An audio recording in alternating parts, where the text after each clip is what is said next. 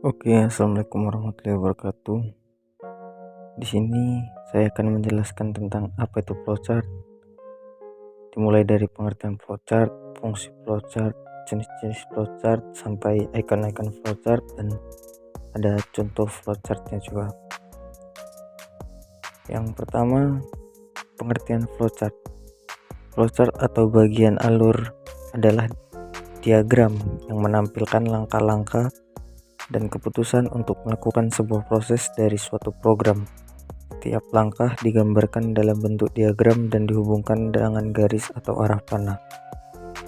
Flowchart berperan penting dalam memutuskan sebuah langkah atau fungsionalitas dari sebuah proyek pembuatan program yang melibatkan banyak orang sekaligus. Selain itu, menggunakan bagian alur proses dari sebuah program akan lebih jelas, ringkas, dan mengurangi kemungkinan untuk salah penafsiran. Penggunaan flowchart dalam dunia pemrograman juga merupakan cara bagus untuk menghubungkan antara kebutuhan teknis dan non-teknis. Selanjutnya ada fungsi flowchart. Fungsi utama dari flowchart adalah memberi gambaran jalannya sebuah program dari satu proses ke proses lainnya sehingga alur program menjadi mudah dipahami oleh semua orang. Selain itu, fungsi lain dari flowchart untuk menyederhanakan rangkaian prosedur agar memudahkan pemahaman terhadap informasi tersebut. Di sini ada jenis-jenis flowchart. Yang pertama ada flowchart dokumen.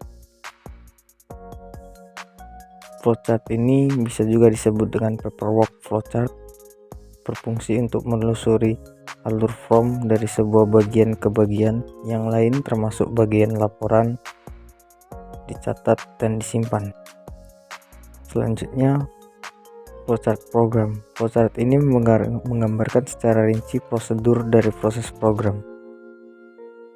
Flowchart ini terdiri dari dua macam, antara lain flowchart logika dan flowchart komputer terperinci. Selanjutnya, flowchart proses. Flowchart ini adalah menggambarkan rekayasa industrial dengan cara merinci dan menganalisa langkah-langkah selanjutnya dalam suatu prosedur atau sistem. Selanjutnya lagi ada flowchart system. Flowchart system adalah flowchart yang menampilkan tahapan atau proses kerja yang sedang berlangsung di dalam sistem secara menyeluruh. Selain itu, flowchart system juga menguraikan urutan dari setiap prosedur yang ada di dalam sistem. Terakhir ada flowchart skematik.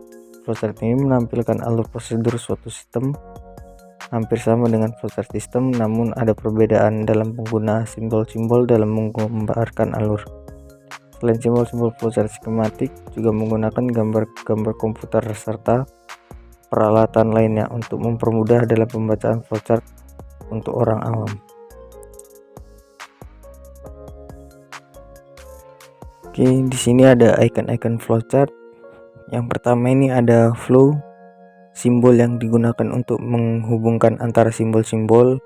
Yang kedua ada on-pack reference, simbol untuk keluar masuk. Yang ketiga ada off-pack reference, itu simbol keluar masuk juga. Yang keempat ada terminator, simbol yang menyatakan awal atau akhir suatu program. Yang kelima ada proses, simbol yang menyatakan suatu proses. Yang keenam ada decision, simbol yang menunjukkan kondisi tertentu akan menghasilkan dua kemungkinan jawaban. Yang ketujuh ada input output, simbol yang menyatakan proses input atau output. Yang kedelapan ada manual operation, simbol yang menyatakan suatu proses yang tidak dilakukan oleh komputer. Yang kesembilan ada dokumen, simbol yang menyatakan bahwa input berasal dari dokumen. Yang ke-10 ada predefined proses, simbol untuk melaksanakan suatu bagian. Yang ke-11 ada display, simbol yang menyatakan peralatan output yang digunakan. Dan yang terakhir ada free version, simbol yang menyatakan penyedia keempat penyimpanan suatu pengolahan untuk memberikan nilai awal.